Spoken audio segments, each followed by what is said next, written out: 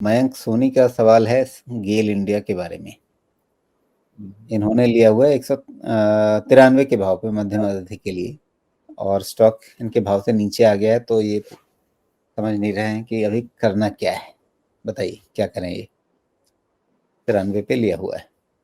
अगर short term में देखा जाए तो गेल की रिकवरी हो गई है फेल, लेकिन किस हद तक हुई है फेल ये समझने की कोशिश कर रहे हैं। पहली चीज़ की डेटा बहुत क्लियरली कहता है कि 193 के ऊपर इसको सस्टेन करना होगा, तभी इसकी रिकवरी सस्टेनेबल होगी।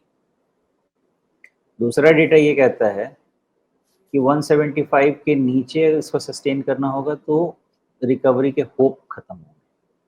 तो अभी दोनों चीज़ है आपके पास, रिकवरी का होप गया नहीं है, दूसरी चीज़ रिकवरी सस्टेन होने का कोई इंडिकेशन नहीं है।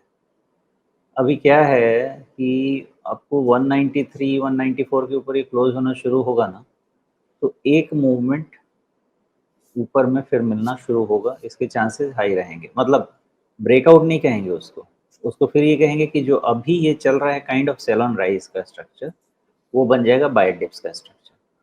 आज के डेटा को लेके मैं पढ़ूँ तो फिर वो बाय डिप्स का स्ट्रक्चर 170 जब तक नहीं टूटेगा तब तक रहना चाहिए, क्योंकि चांसेस ऊपर जाने के इसके बढ़ते जाएंगे। उसके पहले ये मोस्टली इस रेंज में ही रहेगा। सिंप्लीफाई करने के लिए 170 195 ये रेंज आप समझें। जी, तो 193 पे ही इन्होंने खरीदा हुआ है, तो जहां पे इन्होंने खरीदा है उसके ऊपर जाके टिकने पर ही नई चाल बनेगी, और मोमेंटम खत्म होने के लिए 170 जो है वो ज़रूरी है। जी उसके बिना बिल्कुल मतलब हम एकदम निराश भी नहीं हो सकते इसको लेकर के। सही बात। जी, तो फिर मयंक जी को अपनी रणनीति उसी हिसाब से बनानी पड़ेगी।